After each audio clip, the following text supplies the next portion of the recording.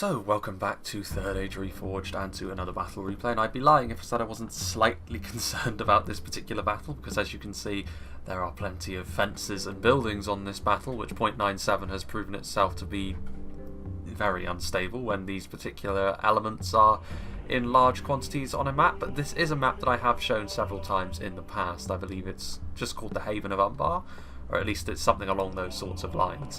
But yeah, so hopefully, based on the fact that this map has never given me any real issues before, it shouldn't now. But with how the additional instability that 0.97 brings to the table, we shall see. If this map never sees the light, well, if this battle never sees the light of day, I'll have to sort of reconsider which one that I'm going to be recording for today. But regardless, hopefully if you're listening to this, that didn't turn out to be too much of a problem. But we do have a 5v3 today, and it's going to be interesting to see how the three deal with this, because obviously in a siege like this, because it is technically a siege, the attackers do have the advantage of holding one section of the city already, so the defenders are going to have to make do with just a single section, but they can make use of the choke points across the river here. Obviously the attackers have to cross bridges, which is going to be quite difficult for them, and the defenders do have some decent positions that they can take up as well with their units. And it is going to be unified factions actually today, because on the defence we have Mordor and on the attack we have Dale, so it's going to be very interesting to see how these two factions shape up against one another. Both of them are designed a little bit more with attrition in mind, Mordor through brute numbers and Dale through the survivability of their units as a whole. But we'll go through the attackers first of all, like we normally do, starting off with the wing of the DALIAN army that's outside the city with Frodo. So of course one thing that Dale should be able to do, especially considering it's a 5v3, is really play a longer game with their skirmishers and try and wear Mordor down, because Mordor do have some decent high tier archers. Obviously the Temple Guard are very strong, Adunheim Shadow Bows are also very good, but their mainline archers like their MARONE archers and their Orc archers will stand no chance whatsoever against the front DALIAN skirmish line. The DALIAN bowmen are one such example of that. Obviously they do have a bit of a shield value, but their abilities with their bows are also going to be much better than the basic orcs, and when push comes to shove they're not actually that bad in melee either, so they're going to be a good choice to bring all around. But even better will of course be the Bardian marksmen with their lamella jackets and better defensive values all around, even better in a skirmish fight and even better in melee as well. So yeah, definitely a good choice. I personally probably would have punted for the armour upgrade as well, just to give them that little bit of extra survivability against the orcish archers. But this is going to be just fine. Like the Bardian marksmen should not have too many issues dealing with the basic archers from the orcs. The dismounted Earls of Dale will also be an interesting choice. Well, a difficult foe, I should say, for the basic Mordor infantry to fight against, because as line infantry goes, they are very good in melee. Their shield value is actually not quite as good as you would expect, but it's still there, and they do have very thick armour to slightly compensate for this, and they're very good in melee as well, on a similar sort of line as the Alcarondas Legion from Umbar. But one thing about bringing all of these kinds of units means that each individual DALIAN army, if they've gone for the amount of quality that Frodo has gone for here just from a cursory glance, they will be smaller individually, and therefore Mordor can try and use numbers, and MARONE halberds might be able to keep a unit like that at bay. Basic orcs will want to steer well clear of the sword masters of Esgaroth because of the really high base damage and base defense that they have. Obviously they're a little bit more vulnerable to archer fire, you know, one of the units in the DALIAN roster which maybe isn't focused so much on their defensive ability and a little bit more on their attack. But even so, as long as they can stay clear of the archers, they should be just fine at dealing with most of the basic orcs in melee. It's a pretty good matchup overall, I think, this for Dale. I think in a siege especially, because on an open field Mordor can use their quite devastating high tier cavalry to pretty good effect, where Dale have a little bit more of a gap. But in this situation where they're bottled up, I feel as though Dale can use their archers to good effect. In particular, the armour piercing of the Blackshot Dragon Slayers will be really good at dealing with high tier targets, and then of course just the all-round high tier nature of the DALIAN Royal Guard, very strong in melee as well of course, and then a full line of the heavy lamella clad Barding Herd. So again, nice bit of AP there, which should be good at helping to peel away that orc armour, but a relatively small army as perhaps you would expect in this situation. Then we have Y2K86. We'll see if he's gone for any different units. He has gone for some DALIAN Spearmen, so some more basic spears, a little bit cheaper than the likes of the Barding Herd, but obviously still useful. They're still going to be able to get into shield wall and potentially try and push through some weaker sections of the Orc lines. Just in general though, they'll be able to pad out the front line and fight alongside the dismounted Earls of Dale here to give them a little bit more protection. Over here we can see that we do actually have some Lake Town infantry, so they don't have as much ammunition as the dedicated archers of Dale, and obviously their armour is not as strong either, but they do still have a shield value, and honestly, for what they cost, they're still going to be another problem that Mordor have to deal with from range, and then they can get into melee as well, and act as half-decent light line infantry. More Bardian marksmen, of course, good for the same reasons that I've already said. I think that's 3 units of them, so that's a big committal.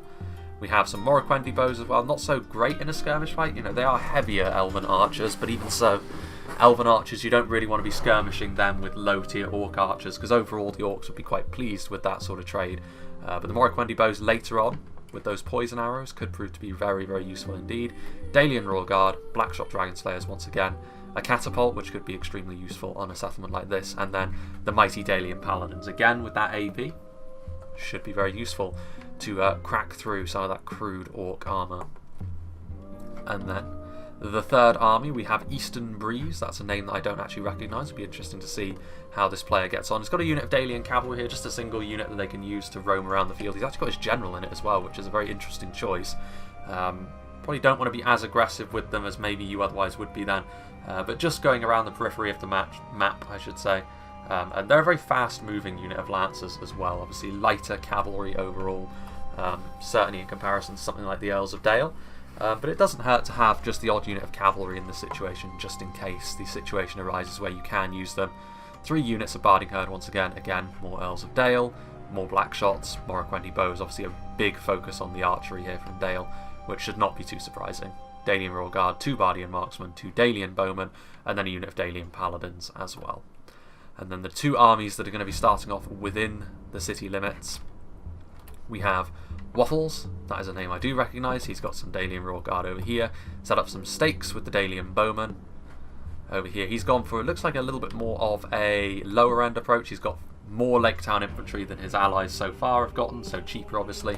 He's also gone for a little bit more Lake Town units in terms of the Lake Town pikemen as well. So not a bad idea this, because of course they will be able to get bigger range than the Barding Herd, and they will be able to outrange in melee something like the MARONE halberds. Obviously the trade-off for this is they're going to be horribly weak to enemy range fire, which Mordor will have to employ if they're going to defend successfully, so they are going to be pretty weak to that sort of thing. So it'll be interesting to see if the Lake Town pikemen get a chance to lower their phalanx. Barding Herd as well, and I don't really know where one army ends and another begins. That's going to be more Bardian marksmen, but I think this is the 5th and final attacking army from the Vengeful One. Again, looks like he's gone for a slightly lower tier approach. It's good to see that Dale have mixed and matched a little bit. Some have gone for more sort of cheaper but bigger armies, and the others have gone for more expensive ones. I think the mix is going to be important here. Lake Town pikemen, a lot of Lake Town pikemen, more Lake Town pikemen and infantry, some DALIAN spearmen, some swordmasters of Escarot back here, more Morroquendi bows, some Barding Herd, good to see them.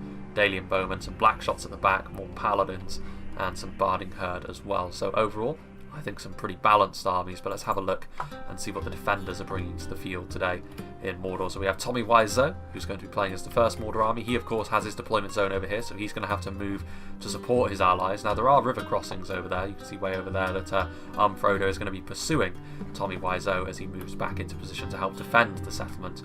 But he shouldn't have too many issues in getting there, even if he just walks his men. There's no cavalry in the immediate area, so he should be just fine.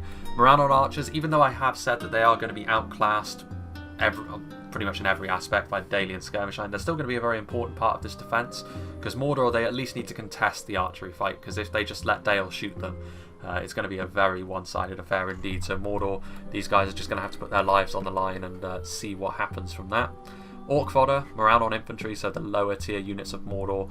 This isn't where Mordor will win the battle. They'll need to rely on their higher tier units to do that, but they will need their lower tier units to fight alongside them, just so their front line remains solid. Olag High are in here. Going to be an important unit actually, because Dale, they do have the units that can kill off Olag High and the likes of the DALIAN Paladins, but for the most part Dale are actually more comfortable in terms of tanking damage more so than giving damage. So a unit like the Olag High could be very useful for breaking up large clumps of Earls of Dale that are mixed in with Lake Town pikemen, for example. But they need to be used at the right time, the Olag High. They may be the strongest of the trolls, but they, you don't want to be wasting them, especially in this situation if you're Mordor. Minas Morgul's chosen, very, very tough unit of heavily armoured spearmen. Again, it's going to be interesting to see how they perform. Dale certainly aren't wanting for AP, but they're still going to be a very important part of the front line here, because most of the other most of the other low tier Mordor troops are going to really struggle, I think, if they don't have a unit like this fighting alongside them at all times. Orc Javelins are here, a very useful part of the Mordor line indeed. They're very cheap, but very efficient if you can get them into position, and they could be one of the things which Dale might struggle a little bit with. We didn't see any Kelderman River Patrol because they can hide, of course, but I'm sure Dale have got a couple of units of them as well, which are a similar sort of thing, to be honest, as the Orc Javelins mechanically. Dunheim Shadowbows Rangers. Athala Rangers could be over the field as well for Dale, but particularly for Mordor, because Dale have to attack into these choke points. The Dunheim Shadowbows could be the difference between victory and defeat for Mordor. Nazgul, of course, going to be very, very useful. That's 2 units of Nazgul he's got, which is a big committal, but could pay off. Sauron's Will, some Bulldogs of Durthang, and then the 2 Temple units, the Temple Executioners and the Armor-Piercing Temple Guard. Now then, let's have a look at the second Mordor army. We have Unknown Soldier. He's got some Olag High as well. He's also punted for some Mountain Trolls, which I don't think is the worst idea. Like I said, I feel as though there is a gap against Dale that can be used for Trolls. Like, I feel as though Trolls can be effective against them. Mountain Trolls are, of course, significantly less effective than Olag High, but they still have a place, and if they're used at the right time, they could still be very, very useful indeed. Marone infantry back here. We saw in the last siege that included Mordor on the defence, the Blackguard of Barad-dûr here were used to brutal effect. It wasn't enough to give Mordor the victory in the end, but they did really, really well for themselves. Be interesting to see if the Blackguard of Barad-dûr are used in a similar vein here. If nothing else, their very large shields and their really high mass means that they'll be able to keep the Mordor lines a little bit more solid. Minas Morgul's chosen, and Marone infantry are over here, and the rest of his army waiting there. There's actually some Temple Executioners and Nazgul inside that little building there. Bulldogs, Minas Morgul's chosen, more Blackguard of Barad-dûr, and further down the hill some Dunheim Shadowbows, Temple Guard, Marone infantry and archers, and some more Marone infantry and archers down there making up the first line. And then finally, before we get into the action, we have the last Mordor army played by Bloodbath McGrath. Been a little while since I've seen that name. He's got some Marone Guard, which are the spear variant of the Marone infantry, so of course less damage against infantry, but they do have the formations and that anti-cavalry bonus. The anti-cavalry bonus probably won't be too important here, but even so, they will make up the first line here. He's actually the first time I've seen Marone halberds, which I'm actually a little bit surprised about. Marone halberds, while they are unshielded, and maybe that's the thinking, maybe they were thinking that Dale's archers would just focus them down, which is true. If Dale are wise, they will focus down this kind of unit. However, I can't help but feel as though Marone halberds and Orc Maulers could have been a really efficient unit for Mordor to use if they backed them up properly. So I'm a little bit surprised to see more of an emphasis on Mordor's more defensive units here, shielded, but we'll see if that pays off. Marone archers, more Marone Guard. There is some Orc Maulers back here, which is good to see with the AP. Very cheap, obviously not survivable at all. They will fizzle out pretty quickly, but the AP can be really useful if you combine them with another unit against something like the Elves of Dale. Marone archers back here, some Sauron's Will. To be fair, there have been some Sauron's Will units that we've seen, but they're a little bit more expensive, of course, so you want to be careful of them around archers. Marone halberds back here, some javelins. And up here, we also have a troll catapult, which is good. You know, they do need a bit of defensive artillery, I think, and as Dale cross these bridges in particular, that catapult could be devastating if the ammunition is used at the right time. 2 units of a Dunheim Shadowbows and the Temple Guard, so you can see Bloodbath McGrath, I think he's placing all his eggs into this particular basket. He's hoping that the Rangers and the armor-piercing archers can do the business for him.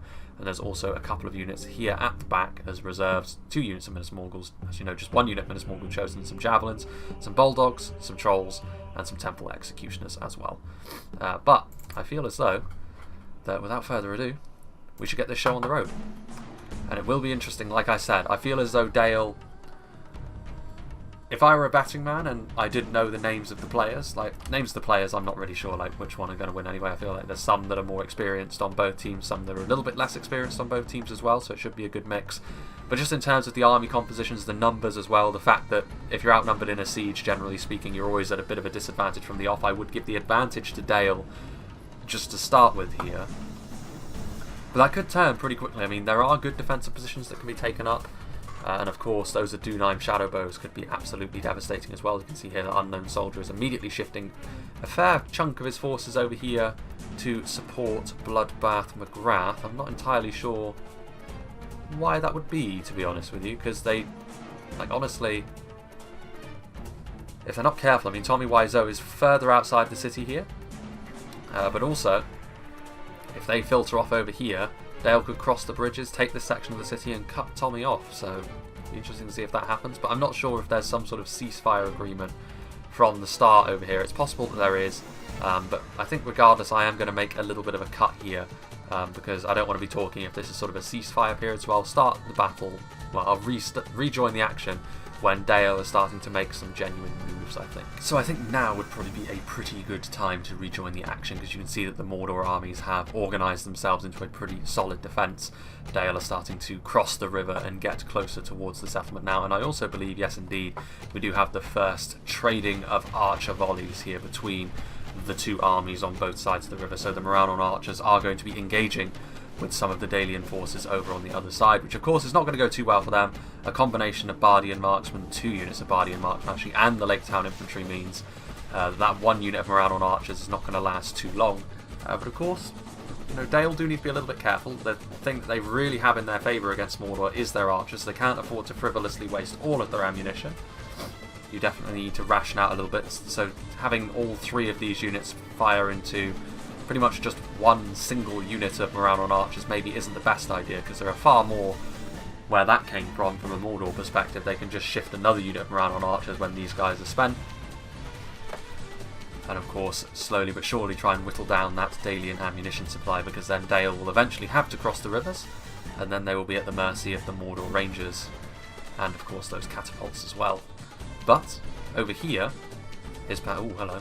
Also just heard the orcs get a little bit worried. There's some Greenwood lumbermen that have revealed themselves, so more DALIAN AP at their disposal. DALIAN bowmen are firing away over here, and you can of course see the MARONE archers once again being put under serious scrutiny. So this will be a good test, I think, of how good these MARONE archers, or how efficient I should say these MARONE archers really are, because obviously in terms of quality they are far below the DALIANs that they're facing off against, but in terms of sheer numbers and cost efficiency, maybe not so much.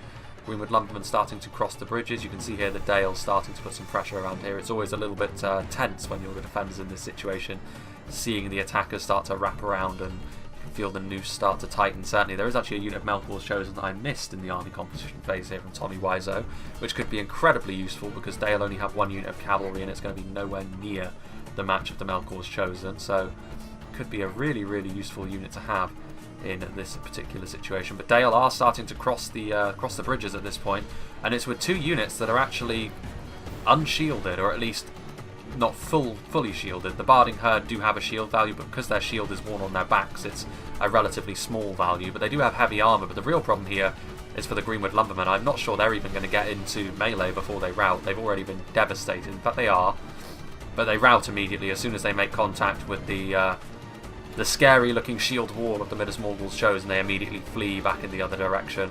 Shouldn't be too surprising there. Eastern Breeze, again, a name that I don't recognise, but certainly being aggressive. I can appreciate that if he is a newer player, he's not the sort of one that will just sit back and wait for something to happen. But ooh, well, that is the Athala Rangers, I believe. Indeed it is, from the Vengeful One, and shooting through, body piercing there through the Minas Morgul Chosen. But from the front, actually, the Minas Morgul Chosen have their armour and their shields to fall back upon. And honestly speaking, even though they're so tightly packed, that might not be the best use of that Ranger ammunition. Athala Rangers are going to be a really useful tool for Dale to try and use here, and I'm not sure whether that will be the best way. Meanwhile, the Melkor's Chosen starting to think about charging forward. The DALIAN spearmen are on the front, so the Melkor's Chosen do need to be a little bit careful. You can see here that Dale really started to box off this particular area with a lot of spears and halberds. So the Melkor's Chosen, honestly, they might be better off trying to find a different angle. Like they stayed static a little bit too long, I think. Like Dale were moving forward and they had plenty of time to get their anti-cavalry units front and centre with the archers in behind. Pikes in front, archers behind. The most basic of tactics, and that means the Melkor's Chosen are going to be easier for Dale to deal with, and they won't have to they won't have to worry quite so much about the potentially devastating charges that a unit like that can deliver. There are Temple Guard and MARONE archers up on those cliff sides over there, though. The AP arrows could be very, very useful against the right sort of target if it comes forward, but they don't want to be trading volleys with the Bardian marksmen if they can help it, I'm sure, as the Lake Town infantry trudge through the sand and scrubland to get ready to use their limited ammunition before they're inevitably sent into the meat grinder. And you can see Dale starting to wrap around. They could go right the way around and go in through over here, but that's a very narrow canyon to go through, and there are rangers over there, so I would probably recommend against that for Frodo. Maybe later on, when there are engagements happening all over the city. That would be a good thing to do, but not while they're so easy to focus down. Meanwhile, Barding Herd in numbers here on the front line, facing off against a combination of MARONE halberds and Minas Morgul chosen, but I think just based on how far away the Barding herd are from support, I would give the initial advantage here to Mordor. But I mean, the AP of the Barding herd should have an impact here, and they're not the easiest unit to kill off in melee. Very heavily armoured, tough cookies are the Barding herd, and there is also now an assault happening across this bridge as well. The Greenwood Lumbermen over here were not devastated quite so much. That may be because this unit of MARONE archers was so depleted initially. And Dale might have a bit of a beachhead here. The Greenwood Lumbermen coming in with the AP, still losing against the MARONE infantry, but they are going to get the support of the Lake Town pikemen, two of the lower tier of DALIAN infantry units, but there are quite a lot of them moving forward here, and I think Mordor, they need to show the DALIAN assault that's over here a little bit more respect. They need to send forward some more reinforcements, and the MARONE infantry, I think they're actually trying to retreat here, which would be a bad mistake, I think, from Unknown Soldier, because if they do, if I were the Vengeful one seeing what's happening here, I would be very tempted to send forward a big assault across this bridge, because I think I'd smell blood in the water here, because if you can push across and sort of establish a beachhead over here, yes, it's going to be costly because there's a catapult and rangers over there, but you can squeeze infantry down here to help out your allies over here, which I think would be a massive problem for Mordor. They can't afford to have their defence split in half down the middle of the city here so early on in the battle, which could happen. I think the Vengeful one sees that as well, because he's sending forward more and more reinforcements, and just a single unit of MARONE infantry is still being asked to hold on, and so far they are doing it, but fortunately you can see that there are more MARONE infantry on the way down here now, which is sorely needed, and with 2 units of MARONE infantry they should be just fine. And there is, I believe, some support coming in from the archers just in behind over there as well. But there's a lot of DALIANs moving across this side, so they do need to keep an eye on that. Do Mordor. You can see that Dale are moving in over here early on. Oh, like higher up there, but again, I would be really concerned about the rangers in a valley that's that narrow. Frodo's army would be ripe for the taking there, I think, if he were to do that. And also it does mean... Oh, the Melkor's Chosen did charge forward. I'm not sure how successful that particular charge was. It looks like they killed off some Lake Town infantry, but not exactly the most prime targets. And looks like they lost a few unit models themselves as well, so maybe not worth it in the end. A lot of javelins, I think, being thrown in as well. No, those are the poison arrows. Bardian marksmen moving into position already. Action cropping up all over the field, but Y2K having to attack these choke points by himself as Frodo goes right around the back. Not necessarily the worst thing. Greenwood Lumbermen starting to rout off. As you can see now, Dale essentially being allowed across this bridge as they try and set up a defensive line over here. Mordor, Minas Morgul Chosen, and MARONE infantry holding the line once again against some Lake Town pikemen that need support, to be fair. I mean, a unit of very cheap pikes like this, they can be very efficient, but they do need support. They can't do much all on their lonesome. And they're definitely not a huge damage dealer either. You can see there are some Barding herd moving across now, but there are Mordor archers trying to do their work as well. Bardian marksmen shooting in. The Greenwood Lumbermen have returned from routing. MARONE archers that are out of ammunition pulling out their short swords and are going to get into melee as well. So this Mordor front line should be just fine for the time being. They're going to need far more reinforcements if they're going to win that. You can see there the poison arrows flying over the natural wall as they shoot into the MARONE archers. Oof, they're getting shredded apart by those heavy elven archers as well, as perhaps you would expect. But over here Mordor now have things under control. All it took was another unit of MARONE infantry to be committed forward, and suddenly this assault is well and truly under control. Trying to, to be fair to the Vengeful one, even if he wanted to commit a load of units across quickly, getting units to cross bridges quickly is always quite difficult. So in the end, Mordor will be able to hold on here for longer. But the Vengeful one is fine. Like, as long as he just keeps engaging, this is probably going to be the last section of the city to fall, I would imagine, considering that there are 3 armies attacking from various angles over in this section of the city. It will be the first one to fall away. But we shall see. Morroquendi bows doing their thing.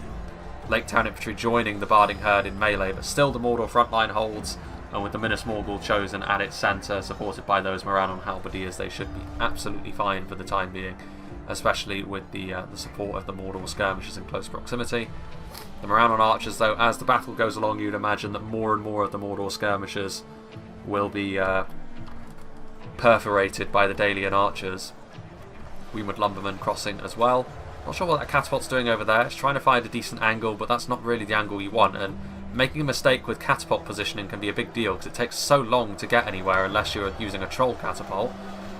Dale, though, committing more and more forces forwards, and with those poison arrows and regular arrows hitting the back of this Mordor front line, Mordor, they're exposed here, and this is definitely where Dale can make some inroads. Eastern Breeze and Waffles sending over forces. Y2K also sending in some Keldwyn River Patrol. If Mordor are going to hold on to this front line, they need more reinforcements, but the more reinforcements they commit, the better target it makes for the Morroquendi bows. And also with those poison arrows, as soon as things really start to turn against Mordor, that's going to help them break all the more quickly. Worrying times for them. Meanwhile, you can see Frodo is attacking here. He's being more aggressive than I thought he would, to be honest with you, and he had one of the more elite armies as well. But this is definitely a very difficult area to take, even if the Rangers have not been used as of yet, but the Troll Catapult may very well be. You can see a combination, pretty much the higher end combination of a front line that Dale can have of the Barding Herd with the Earls of Dale. But this is going to be a real pit fight for a long time. The Temple Executioners are moving in now, alongside the Minas Morgul Chosen and all the Morannon units that are in this very narrow valley. And to be honest, the Dalian Paladins are all well and good, but the Temple Executioners are kind of a class above, alongside the really devastating infantry in the game. So Dale are going to struggle, I think, to get through here. But Frodo is engaging, and I'll give Dale credit. They are being very aggressive, which is good to see. Attacking from all angles as well. The best thing you can do as an attacker is attack from as many different angles as possible all at once, and that is what they're doing. Orc Maulers have joined the front line over here, and you can see that still a lot of devastation being loosed upon them. A Dunaim Shadowbows are a little bit surprised that they're firing already, but it certainly can't hurt. It will definitely break up that Dalian assault very quickly. Meanwhile, as we head up into this corner of the settlement, Dale are also beginning their assault in earnest over here, with the Dalian Paladins leading the way, but Dalian Paladins on their own. There are more archers loosing their volleys in there, but the Dalian Paladins moving forward on their lonesome. Of course, they're going to have absolutely no excuse me, have no issues whatsoever against a single unit of Orc fodder. Maybe a little bit more so if the Halberdiers, the Sauron's Will and the Melkor's Chosen all crash in on them all at once, but again, Mordor need to be careful here, because they can't afford to feed kills into units like the Dalian Paladins, because they're already starting this battle a little bit down in terms of their numbers, so they really need to make something happen. Here come the Sauron's Will now, though. A bit of AP, which will be useful, but the quality of the Dalian Paladins should still be enough to make them win that fight. They're going to need even more, I think, to try and smother a unit of their quality. Lake Town Infantry joining in, and once again I feel as though this is where Dale are really going to be able to make some inroads in this fight. Because again, Morannon Archers being committed to the front line as the melee unit, trying to hold back the Dalian army. More and more troops coming across from the other side of the river. The Lake Town Pikemen are going to be able to join the fray and get their phalanx down. And I think this is going to be what causes these Morannon Guardsmen to be committed as well. But the problem is, of course, very nicely positioned archers over on that side. And yeah, Mordor need to be shooting in their own archers as well. Tommy Wiseau has put his Dunaim Shadowbows into position now, which I think is the right thing to do, because that is a big blob of Dalian forces, and they need to try and break it up somehow. And the body-piercing ammunition from the Mordor Rangers should be exactly what is needed to make that happen. Now you can see over here, Eastern Breeze really committing forward his elite units here, which is a bold move, but not necessarily the wrong thing. I've said before that many times people have ended up losing fights based on just committing their lower end units only, without any sort of high tier support. Now I would say that in order to get the best out of this particular assault, they probably should be supported by some of Dale's lower end units anyway, just to add more numbers, but this is going to force a response from Mordor, so the Halberdiers are going to come into position, get that phalanx now, and try and hold back these elite units. Also, the Morroquendi bows are going to be moving into melee as well, so Eastern Breeze definitely being aggressive. Is it reckless? Possibly, but it might pay off. Let's go and see what's happening here at the back end of the settlement. Troll Catapult's trying to get into position to shoot, I'm sure, but honestly I don't think it's necessary at this point. The upgraded Temple Executioners are here. The Mordor front line is very solid. Frodo's not going to make any progress quite like this. The Dalian Bowmen are here. Going to try and get some shots off, but I think, to be fair to Frodo, he's definitely got, in terms of the geography of the area he's trying to attack, this is definitely the most difficult. It's a very deep trench, very narrow. Mordor have the numbers and the quality back here, to be fair, to keep him at bay for quite a long time. I think for Frodo, he just needs to hope that his allies somewhere else in the city can make something happen. And then Mordor will have to send over units over there. And then when Mordor are a little bit undermanned, he can commit everything all at once and try and push through this canyon. But for the time being, all he can really do is just commit units as he's doing. Lake Town infantry were going to charge in, but with them being that depleted, this single unit Marone infantry wouldn't have had too many issues in dealing with them. But for the vengeful one, it's quite similar. This section of the city is definitely the most comfortable, I think, at this point, and it's going to have to be over here, I think, where Dale make their first real breakthrough. Forward come the dismounted Earls of Dale. The Minas Morgul chosen are here on the front line in shield wall, but in the numbers they're in, and considering the damage they have already taken, this again is a pretty positive engagement for Dale, especially with those large bardiches of the Barding Herd that are going to be lowered as well. That phalanx will really help. The armour piercing in particular will be really useful against the heavy armour of the Mordor spears here. They're going to need some support in order to hold on. Probably from ranged units, to be fair, but I think Mordor, yeah, you can see over here that the first line here from Mordor was broken. The only thing they've got left in the way is this single unit of Marone infantry, and the momentum now could be with Dale. If they can make this count, there are more reinforcements on the way, but even this unit of Marone infantry is fairly depleted, so Mordor really going to struggle, I think, to recapture the initiative over on this side. 2 units of Marone infantry alone is not going to cut the mustard, I don't think. We shall see. Bardian marksmen continuing to fire their ammunition. The Melkors chosen are depleted because they've kind of been bottled up. I think if I was Tommy, I probably would have tried to get them out into the open field as best I could. The black shots could be a problem if you do that, but I mean, bottled up in here, they're not really doing much good. So we'll see. We'll see. I mean, the Adunheim shadow bows are here, and they do have a perfect shot in there, to be fair. I mean, this unit must be really racking up the kills at this point. And also, to be fair to Mordor over here, in spite of the fact that this area was looking a little bit dodgy at one point, they have reinforced the line well. The DALIAN Royal Guard are on the front line. And I think that's a combination of these Orc Javelins doing their thing, but also the Temple Executioners, the unupgraded version this time, have also been committed forward. And we've seen how powerful the Temple Executioners are. They're really one of the scariest infantry units in the game. And so far so good for Mordor over here. I mean, I think it's going to be more of a Pyrrhic victory for them. I think, to be honest, Dale, if they can continue to commit forward units to reinforce, they should still win this fight overall. But it's going to be a long and punishing one. Actually, no, with the Bulldogs there, they won't.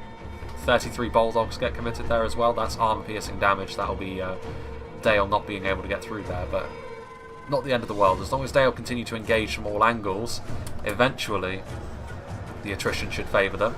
It's the kind of warfare that Dale do quite well in, as long as they can get their archers into a good position, which, to be fair, in several places they haven't. They have managed to get some good angles with some of their archers, but for the most part, Dale, I think, have so far struggled a little bit to get their archers into good positions. Keldon River Patrol trying to get into position to throw their javies into this very nice Mordor block. Minas Morgul chosen Marone infantry fighting side by side against the dismounted Earls of Dale. Patrol catapult there, getting a decent shot into the Bardian marksman and other miscellaneous units over there. Let's go and see what the vengeful one is trying to do. You can see the Bardian marksmen probably out of ammunition if they're being committed like this. They do make for decent makeshift line infantry as well, so they will be able to muck it in melee, but I do kind of feel as though they probably need some support from a genuine infantry unit. The Lake Town pikemen are probably going to be poked and prodded as they cross the bridge, and overall they might not be of the quality anyway that the Bardian marksmen will need to kill off all of these orcs. I was thinking something more along the lines of Barding Herd if they were available. Blackguard of Barad-dûr also ready to muck in melee when needed. Again, their melee stats are not terrific, the Blackguard of Barad-dûr, but that mass, as we saw in the last Mordor defence, can be an incredibly potent tool if you want to turn the tables on the attackers and attack into them as the defenders. We shall see if that turns out to be how they're used. I imagine they're just going to be used as sort of a backboard, really, as a mass block, to make sure Dale can't use their mass. Over here, Dale should win this fight eventually. Marone archers, the Minas Morgul chosen are finally on their knees. Dale started to commit forward some of their really higher quality units. DALIAN paladins are on the front line. I mean, to be fair, Dale were forced back. The positioning of those Adunheim shadow bows was pretty much perfect. But, I mean, it's really been tit for tat over here. I think both forces of infantry over here from both Mordor and Dale have been horribly exposed to the opposing team's archers. And that's ended up with sort of hideous casualties on both sides, which, to be fair, based on the fact they have 5 armies to burn through, Dale can probably absorb these casualties more effectively than Mordor. It's rare, I think, that Mordor cannot absorb casualties as effectively as their opponents, but I think in this case it is true, especially considering the quality of units that are coming forward now. So Earls of Dale alongside DALIAN Paladins, backed up by some lower end units like the Lake Town Infantry and the DALIAN Spearmen. More javelins there from the Keldwyn River Patrol, trying to do their thing, trying to kill off these trolls, but it can be difficult actually for javelins to hit trolls. But still, mounted trolls are falling, some of the Olag High are also falling. It's not necessarily the best engagement for the Olag High this, because a unit like the DALIAN Paladins are going to be a pretty good matchup against something like the Olag High, who not only have all those hit points, but also augment it with that pretty thick armour. In come the Adunheim Shadowbow, so Bloodbath McGrath's range is out of ammunition now, but they've almost certainly done their job. I think they were the ones that actually forced that DALIAN assault back to the position it was in. They're going to get into melee, finish off these sword masses of Esgaroth that have overextended themselves a little bit. A little bit further back over here, you can see the DALIAN Royal Guard defeat seems like a certainty, which is strange considering that they're only really in melee against Orc Javelins that are already fairly depleted. But I feel as though the main issue here for Dale has been the Temple Executioners, but Dale should be able to beat them at this point. I mean, Mordor are really low on numbers and the Keldwyn River Patrol are in position and they should be able to get there. But now the tables turn once again with a fresh unit of Sauron's Will, and in come the Bulldogs now, and that should be Mordor winning this fight, to be honest with you, which will be a huge victory for them. One that I think they will need, because eventually I think fights along the river are going to turn against them. They just do not have the numbers to hold on, and indeed here you can see that front line finally fell apart, and now Dale will be able to flood across the river. The Barding Herd are going to try and stop the trolls from moving in. The Orc Javelins being engaged by the dismounted Earls of Dale, but they will also have those Olag High to contend with, and also they're getting shot point blank by the Marone archers a little further up the hill. But chaos reigns supreme now. But yeah, this is exactly what Dale were waiting for. When you're the attackers, this is the moment where you feel as though you can really take the battle by the scruff of the neck and claim a really big advantage, because the defenders, they need to try and reorganise themselves, and in that period of chaos you can really do a lot of damage to them if you play your cards right. Only 50 Orc Maulers are being asked to try and hold back Barding Herd. There's more support coming from across the river as well from the DALIAN Bowmen, so there really is no rest for the weary from a Mordor perspective. They need to try and reorganise themselves quickly, because I think Mordor have had a fairly decent game so far, but they've got a lot of units now marooned up here. And these units will not be able to escape to the better defensive position, I think, of over here. And that does mean that Mordor are essentially now split in half by Dale. And if Dale are wise, they will sort of take them out one by one, rather than give Mordor the opportunity to try and split their attacking armies. Over here, though, there is a silver lining. Mordor should be able to win this fight over here at the very least. And then the units that are left over from this can try and come over here to reinforce the beleaguered defence, which is yonder. The Olag High are going to do their best, and I mean, to be fair, these Earls of Dale are broken in the face of a rear charge from the Olag High, so Dale maybe not flooding forwards in the numbers that they needed to as quickly as they could have here. Yeah, and I mean, these units over here from the Vengeful One, they probably need to get across to this side of the river. There's some units which are a little bit too far back. I mean, Dale should have been maybe a little bit more ready to take advantage of the gap they made. They did the hard bit in breaking Mordor's defensive lines down, and then they just didn't have the men on station to take full advantage of that, which could be the saving grace for Mordor here. Because, I mean, DALIAN Bowmen and DALIAN Spearmen in melee are going to be absolutely no match at all, I should say, for the Olag High. The Olag High are going to have a field day cracking some Northmen skulls in here, which again is exactly the sort of thing that Mordor will need. But Dale, to be fair, they are going to get their archers into position down here within the settlement now, and they do have some pretty decent angles that they can have here to shoot into the Mordor defences, which of course that's where Dale were always going to win the fight with their archers. But they do need to get their infantry into a good position as well. Meanwhile, these Barding Herd, they were getting overwhelmed actually by the Marone infantry, and well, I don't think there's any Orc Maulers left, to be honest with you. But now with another unit of Olag High moving in, so Mordor sort of crisis stations, and I suppose with how the Olag High work, they can be used as a little bit of a sort of when panic stations are setting in, you can commit your Olag High to try and sort of stabilise the situation. And to be fair, the Olag High have done that very well. It does go to show the strength of the Olag High. Meanwhile, over here, it's been just a real grind fest over here between Unknown Soldier and Unfrodo. Unfrodo, overall, eventually should be able to wear this front line down. You can see there's a little bit less in terms of quality on the front line now. There's still Minas Morgul chosen, but the MARONE infantry are taking losses. There's not many Orc Maulers left over here either, I don't think.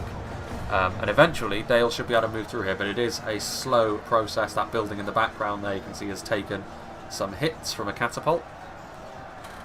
But Mordor is still holding over here, which, from a Mordor perspective, is all they really want, because they can't afford to have Unfrodo barreling down this this lane as well, because otherwise they just won't be able to hold every angle at once.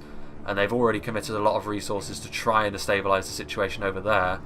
But also, the Vengeful One, Waffles I should say, is doing exactly the right thing. He's committing a lot of units over here, trying to make another gap in the Mordor defences, and he's going to succeed here because this Minas Morgul chosen will not be able to do it all on their own. The Bulldogs are coming in, but the Phalanx and the Barding Herd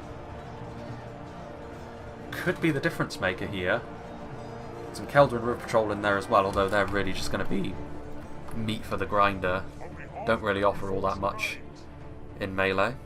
Blackguard of Barad-dûr coming down here, which probably are needed, to be honest with you. If they come in with their mass push, they could break up that Phalanx, even as dense as it is, and then the Bulldogs can use their armor-piercing damage to devastating effect against a unit like the Barding Herd.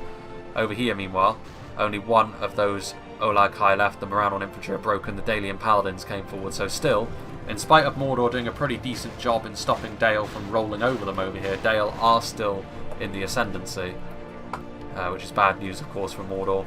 Some Nazgul are here from Tommy Wiseau, and they're of course going to be able to relatively easily finish off the Dalian Spearmen, you would imagine.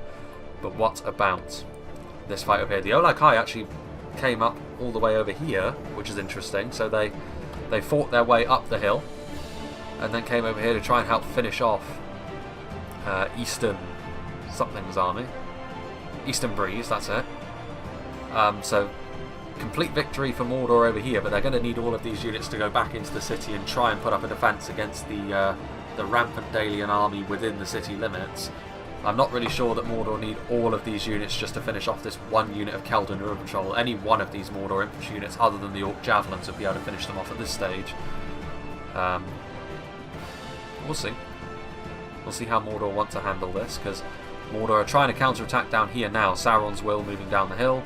Temple Guard are over here fighting against some Blackshot Dragon Slayers which push their way in, but the Temple Guard are going to be able to kill off the Blackshot Dragon Slayers. I think the Temple Guard of all the armor-piercing archers are the strongest in melee, and the Blackshot Dragon Slayers have got I think they've got like the most missile damage or something, like by one, which is significant, but they're all damaging enough at range, I think. The Temple Guard, though, this should be where they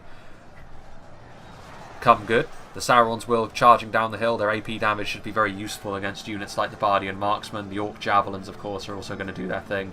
Very, very efficient unit indeed. Not so much in melee like these units back here are. They need to back up a little bit and continue to throw their payloads, because that is going to be absolutely necessary for Mordor to continue to have success over here. This unit of Dalian Paladins is trying to move across over here to try and get these units from Dale across this bridge over here, but they're immediately being blocked by some depleted Olag High and some depleted Morannon archers. Honestly, in this situation, the Dalian Paladins should still clean up, and they are doing. But it could be that that delaying measure was all that was required, because now with the Blackguard of Barad-dûr on this front line, this assault across this bridge is looking decidedly less dangerous. And the Bulldogs and the Blackguard doing exactly what they needed to there. Meanwhile, how's Unfrodo getting along? Not all that well, to be honest with you. His army is being pushed ever further backwards. Minas Morgul chosen a fresher unit by the looks of things committed forward. And the Bardian Marksmen, again, like I said, they're decent makeshift line infantry, but they're not going to be match winners in their own right when they pull out their round shields and swords. So, yeah, not too surprising there. But some of these Mordor units have overextended themselves, and Unfrodo does still have reserves back here that he can use to capitalise on this. These Earls of Dale moving in should be able to wipe out a fairly decent chunk of the Morannon infantry. Ooh, that's not good for Bloodbath McGrath. Again, this is something which I feel as though players of the game should be familiar with at this point. You take your life into your hands when you put your artillery on a cliffside like this, because in true medieval fashion it can slide off and then your artillery's done for. which is a real loss, honestly, for Mordor, because that Troll Catapult, I don't think it's used too much of its ammunition yet. And that could have been a real game changer, but Dale will not have to deal with that in the later game now, unless they stand directly in front of it, which, unless you're Frodo, you don't need to do. Yep, that DALIAN force. Ooh, and this is interesting as well. Temple Executioners from Bloodbath McGrath coming forward, and this is another game changer. DALIAN Paladins trying their best, but in this situation, when it comes down to a straight-up duel between elite infantry units, Temple Executioners with the armour upgrade have got the beating of the DALIAN Paladins all day long. This flanking move has been stopped as well, so Mordor doing a very good job here. I just wonder if they've got the numbers to be able to keep this up, because throughout this entire battle it's a little bit difficult to keep track of all the archers and all the damage they're doing, but it is adding up for Dale. They brought a lot of archers, as you would expect, and they're doing damage. They are doing damage. Meanwhile over here, Temple Guard charging down the hill into the DALIAN Royal Guard. I think this is maybe a little bit... well, I mean, Temple Guard winning? Are they going to flank around Mordor? They are not. Frodo does have a few units over here.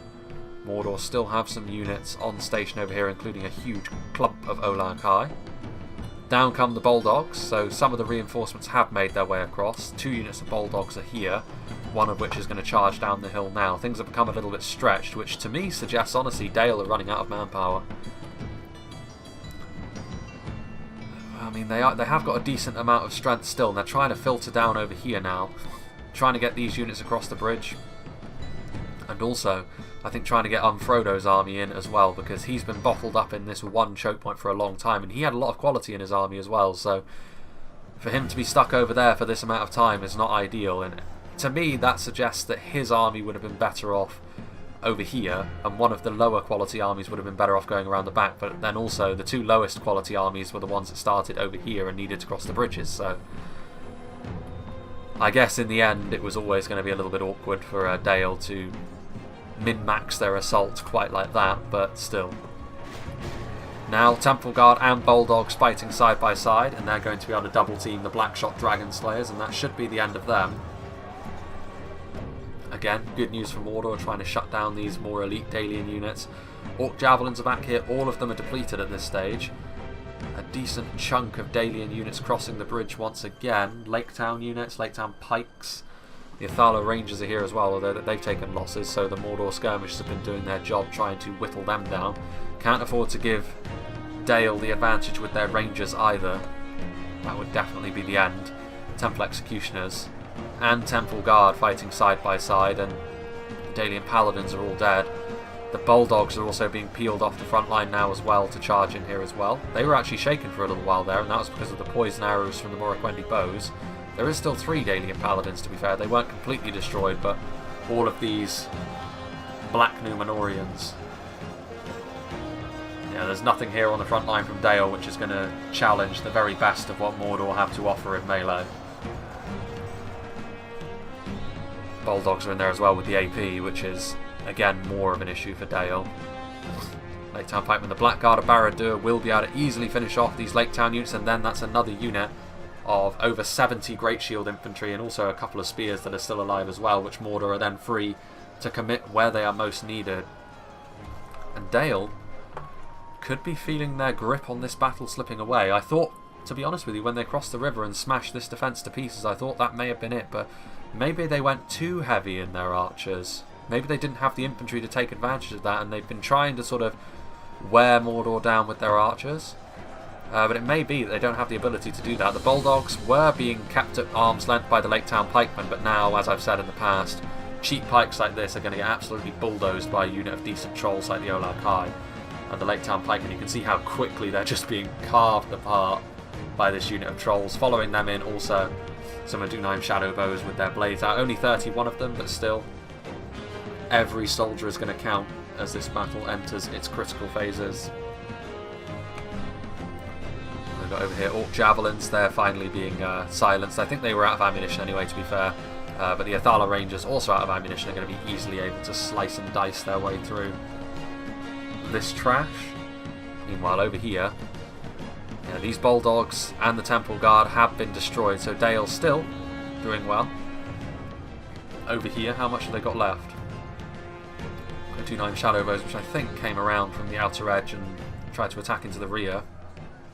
Frodo didn't send his entire army over there, and to be fair, these Athala Rangers still have ammunition, which, again, a unit like Rangers in the late game that still have ammunition can make all the difference in the world to a team's chance of winning the Athala Rangers routing. But that death squad of Olag High has been absolutely critical, because when Mordor were in crisis and the front lines were sort of falling apart, the trolls were deployed and they stabilised the situation, and Dale haven't really been able to gain back the initiative in quite the same way ever since.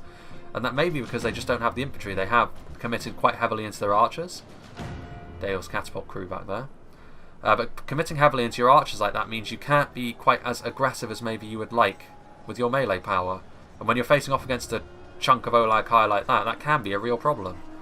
And that may be the difference here. Temple Executioners, Blackguard and Temple Guard over here. That's something else that Dale are going to have to deal with. Meanwhile over here, eventually, yeah, like, I think, fine, well, I say that. There goes one of Mordor's generals over there in that section of the city. I say that, the Temple Executioners have come back over here, so there really is no rest for the weary from, look at those trolls over there stood on top of that house. There goes a DALIAN general, so tit for tat, one general each has been lost. In come the Adunheim Shadow Bows. Temple Executioners on the front line. And with those upgraded Temple Executioners, honestly, Frodo, I think he's just going to have to content himself with the fact that he's never going to be able to push his way through this trench. To be fair, considering the catapult is sort of defunct, the fact that they're still getting kills is a real bonus for Dale. Mordor, I should say. Not a bonus for Dale. A curse for Dale. Across come the Temple Guard. Ooh, they've still got their bows out. I mean, they're getting shot now by the DALIAN bowmen, but they get into a good position to use those armour-piercing arrows. Down comes some Sauron's Will, and there are Nazgul in here. Oh, excuse me. It's winter time. Morroquendi bows are routing off now, so no more poison arrows from them. Morroquendi, I think, have just got a slightly lower amount of morale than sort of other elven units. Still good morale, of course, but when there's only 10 of them, and when you see those big troll hammers bearing down on you, I suppose you do lose your stomach for the fight a little bit. The Bulldogs, up against the DALIAN Royal Guard, they're outnumbered and outgunned, to be honest with you. When they pull out those swords, the DALIAN Royal Guard, of course, very high base damage and melee defense. The AP is very nice from the Bulldogs, of course, but in terms of a unit, the DALIAN Royal Guard should be just fine here, and so it's turning out to be. A little bit isolated, this unit of Bulldogs.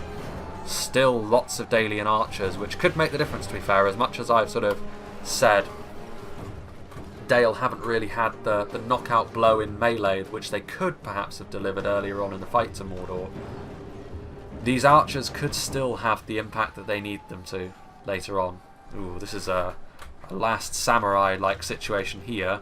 They're actually shooting the wrong unit here, the Blackshot Dragon Slayers. They're going after the Bulldogs, but they should have been going after the Nazgul, because you can see there they're just tanking the DALIAN bowman fire very, very easily. And now the Nazgul are going to get right in and amongst the Blackshot Dragon Slayers, and Y2K86 is going to try and retreat his units. A lot of AP fire, these black arrows raining down on this Mordor defence now. The Blackguard of Barad-dûr are pushing forward. And something like the Blackshot Dragon Slayers is probably one of the only, well, yeah, one of the only archers which would worry them from the front because of their enormous shield value. They're going to come in here to stop the DALIAN bowmen from firing, which is wise. Blackshot Dragon Slayers shooting the Nazgul point blank range. Mordor trying their best to shut down all these DALIAN archers before it becomes a real problem. How much does Dale have left is my question. I mean, I'm thinking not a lot. They still have anything over on this side of the river? I think they do. Some Minas Morgul Chosens over here, which is Mordor forces. There's the catapult crew. Is there another unit over here? There is some DALIAN Royal Guard. Only 2 of them though. That's not going to be decisive into the later stages. So this bridge over here was defended at the bitter end from Mordor. And now they're going to be able to send off some Sauron's Will over to the side of the battlefield as well. Again, these trolls, man. Bloodbath McGrath's done a very good job with those trolls, but they are coming to the end now. There's only 9 of them. And surely their hit points are all gone. Charging in here maybe to try and heap more misery on Frodo's army, which has been fighting hard in this trench for so long. But victory is not going to be forthcoming for them, unfortunately. They're very tired at this point, and the Temple Guard are also firing. There goes another DALIAN general, and it's at the hands of the Nazgul. Those Nazgul making a real nuisance of themselves. that the DALIAN catapult? It is the DALIAN catapult. They've remounted, but I think the Minas Morgul Chosen that were chasing them will get there. Sauron's Will pushing forward. How are the Nazgul getting along? I mean, the Nazgul really needed the support here from the Sauron's Will just to get more bodies around them, so they can't just be focused down by the Blackshot Dragonslayers. Now, the Blackshots will be able to relatively easily handle a unit like the Sauron's Will in melee, I would imagine, because of their multiple HP nature. DALIAN Bowmen. I think the Black Guard of Barad-dûr was shot in the back. Yeah, the DALIAN catapult's trying to get into position, but it needs to sort of reposition itself. A catapult at this late stage, to be honest with you, where the battles are sort of smaller and more scattered, is maybe not the decisive blow that would have been in the mid-sections of the battle, but no matter. Temple Executioners coming forward once again, and after being in melee with the Bulldogs already, the DALIAN Royal Guard will now find themselves overwhelmed by the upgraded Temple Executioners. There goes the Mordor General, though. There's Nazgul. The Blackshot Dragonslayers, no slouches in melee either, with their anime swords. Temple Guards still have ammunition as well. Like, this is the thing, like, at this stage in the battle with archer-focused armies for Dale, they really needed to have, like, total range superiority. But as it is, Mordor still have rangers and a unit of armor-piercing archers which are able to contest that, which is really not a good thing for Dale, at all. Over here, the Sauron's Will. This unit of DALIAN Bowmen well and truly silenced now. Those big serrated axes easily going to be able to cut their way through the armour that the DALIAN Bowmen were. And over here, I mean, the Blackshots are going to be doing their best once again, but the Nazgul are here. There's only 5 of them, but all they need to do is keep the Blackshots in place for the Temple Guard and the Adunheim Shadow Bows to do their work. And there are Blackshot Dragonslayers back here. Oh, there's the crazy death animation where they go nuts and then T-pose into the floor 2D. You love to see it. This unit of 9 Nazgul as well. I mean, Mordor's army is very depleted at this point, but what they have left is good stuff. They've got some Temple Guard, they've got some Temple Executioners, some Adunheim Shadow Bows, some Sauron's Will, some Nazgul. There's no trash left for Mordor really, except for maybe over here they've got some MARONE units, but even here they had the Oleg High. And even here they have some Temple Guard, so small armies to be sure. DALIAN Royal Guard firing in. 41 DALIAN Guard could be significant in the late game. We've already seen how good they are in melee. And all of the Mordor units should be depleted at that point, but I don't know, I think Dale, I think the match has passed them by. I think the quality that Mordor have left is going to be too much. That DALIAN Royal Guard, he's putting up a last stand, and we just in time to see him cut down. Still some DALIAN Paladins over here, and another DALIAN General, as the Sauron's Will move off to help the Nazgul finally finish off the Blackshots, which I think would probably be the final nail in the coffin for Dale's hopes. They would need those black arrows to be doing their work. This DALIAN General is about to make his last stand against the Temple Executioners, who have been another very decisive unit, honestly.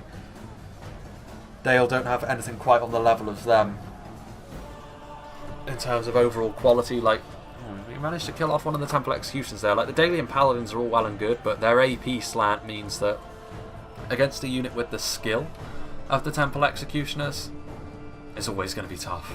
It's going to be tough for them. Sauron's Will, dodging the catapult fire. I mean, at this point, I think, yeah, the Nazgul are going to be just fine. There's still 9 of them left alive. There goes that general, cut down by the Temple Executioners, and now, of course, Mordor are going to be free to focus on just the one angle of attack, which is on Frodo's. That's going to be the end, you would imagine. And while over here you can see the Minas Morgul Chosen are over here. There are apparently 9 of them, although I can only see 2. But I mean, the catapult crew for Dale here are so bad that you would imagine these 2 Minas Morgul Chosen will just be able to slowly skewer them, especially if the catapult crew continues to try and ignore them, to use their artillery, which is fair enough at this point, but it's definitely all over for them. Y2K86 trying to make something happen with his artillery, but with the best will in the world, that's probably not going to happen, especially if Mordor just send a single unit of Sauron's Will across. That will be the end of them. I think that's just about it from this side of the battlefield. Nothing really left over here. A field of carnage. The Nazgul are on their way over, as well as the depleted Temple Executioners, but even depleted as they are, they should be just fine. There we go again. Catapult volleys coming in, narrowly missing the Bardian Marksman. Trying to go after the DALIAN Royal Guard, I'm sure. And there we go. I mean, yeah, it's fairly clear, I think, at this point that Mordor are going to go on to win this battle, but very, very close, to be fair. Mordor ahead by only 1%, but the relative quality of the units means that it's going to be a clear victory. But a 5v3 where the defenders win is fairly rare, and I feel as though this is good, because obviously Mordor, the last defence we saw them in, they were very bold, but ultimately weren't able to see themselves over the line. This time around, though, once again, maybe a different way of approaching things. Obviously, last time we saw Mordor be exceedingly aggressive on the defence with their Great Shield infantry. Not quite so much the case this time around. Instead, very traditional defence to start with, and then I feel as though what ultimately won Mordor the fight was their use of the Olag Kai.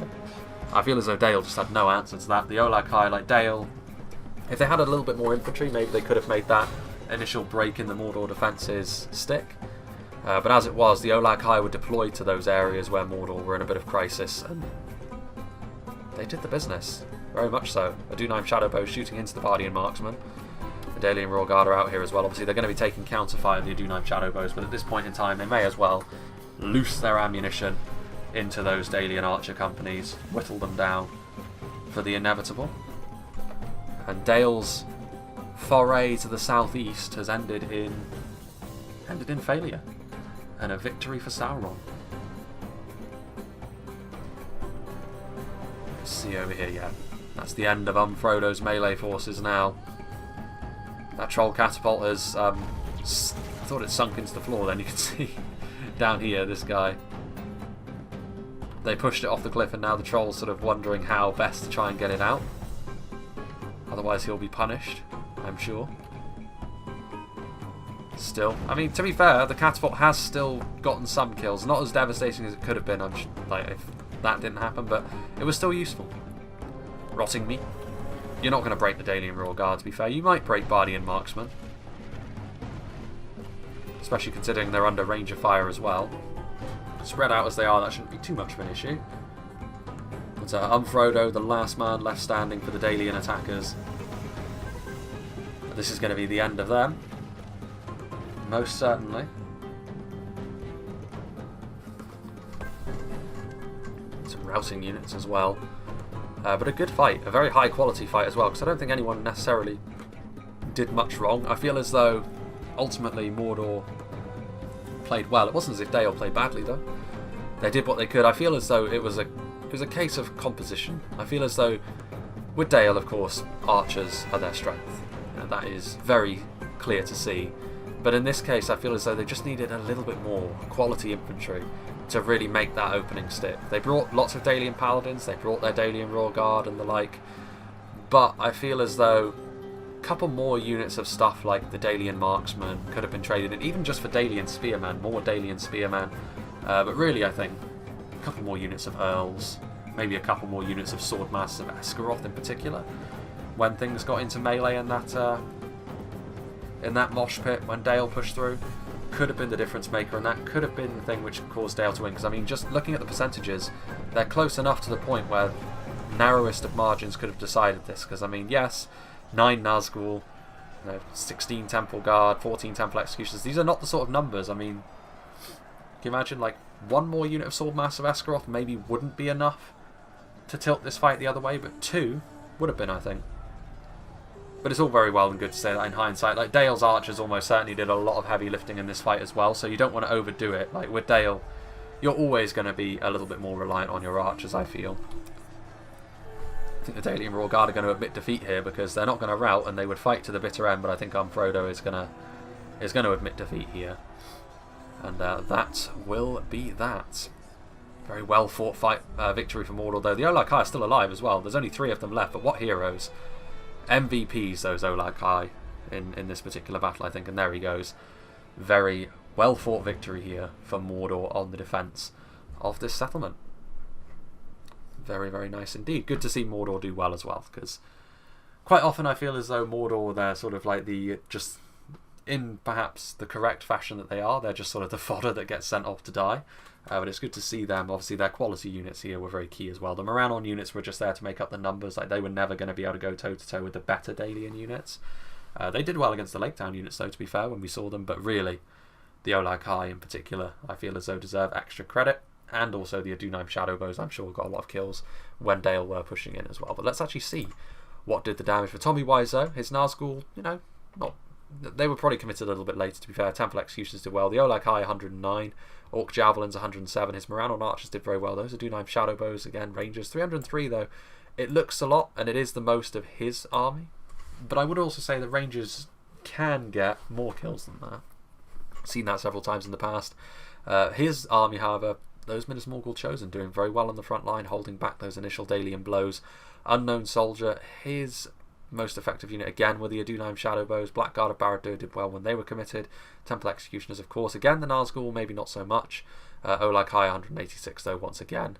And then we have Bloodbath, McGrath, Adunheim Shadowbows. 486 is sort of more on the spectrum that you would expect, perhaps, the Rangers to get. One getting 83, but here, his Olag High in particular, I think, were used very well, and it shows in their kills as well. Both of them breaking 200, one of them getting close to 300, which is very good from Trolls, because Trolls, they can be very damaging in short bursts, but they don't tend to have the longevity of some other units because of their lower unit count, because of the fact they have some pretty clearly defined weaknesses to high damage infantry. So I think really, really good use of the Trolls, particularly from Bloodbath McGrath, but from Mordor as a whole, is what ultimately ended up giving Mordor the win. So very well played to all of the Mordor players. Even Unknown Soldier, I've not seen his name before. It could be just someone who's renamed that I have seen before. But all of the Mordor players played well and deserving of the victory. And like I said, Dale didn't really do an awful lot wrong. I feel as though they just needed a little bit more muscle in melee in order to really take advantage of the gap that they made. As it was, you know, maybe, you know, like I said, 1 or 2 units of Swordmasters of Esgaroth in there could have been enough to give those Olag High something to think about. As it was, the Olag High were smashing their way through Lake Town pikemen, spearmen and bowmen. Well, Dalian bowmen and spearmen, I should say. But yeah, very, very good fight actually from Tommy Wiseau. I'm very glad that he sent this one to me. It's on a map that I've not seen in quite some time as well, and it was buttery smooth as well. So that's always nice to see. Not a single crash on a map. So it just goes to show that not every city-state has it. It's like if you don't go too insane with the assets that you add to the map, they can be perfectly reasonable. Very, very good fight all around, I'd say. Big thank you to all the players involved. Big thank you to Tommy Wiseau for sending me a battle to replay. Another very good one from you, I must say. As for the next battle I'm going to do, I'm not quite sure what it's going to be. Again, I sort of adopt a freer stance to the battles I'm going to do next in the schedule. Like I said, also with Silmarillion like being a thing now as well, you know, it's always possible that a Silmarillion battle will find its way higher up the schedule, just because I'm going to get less of those because it's in alpha, of course. So whenever I get one, and based on how quickly those builds are updating, I kind of need to get those replays done as quickly as I possibly can. But yeah, we shall see. It'll probably be another siege, to be honest with you, on Reforged, because I do have a couple that I want to do. Might even revisit Tol Falas. If not now, then certainly over the next week or so, I think. But yeah, we'll see, I guess. Yeah, I'll sort of assess that as I come to it. But again, big thanks to all the players involved. I hope you enjoyed this, and I hope you'll join me for whatever is next.